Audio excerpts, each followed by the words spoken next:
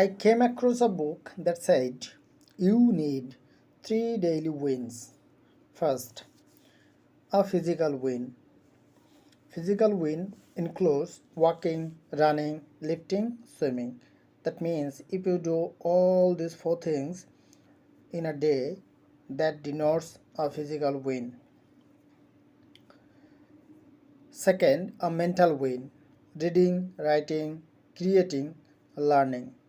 So you must read, write, create something new, whether literary or anything, and learn something also new. Third, a spiritual win that includes praying, meditating, studying, growing. That means you have to pray, you have to meditate, you have to study, you have to grow, and that will denote a complete winner. So you need three daily wins to be a complete winner.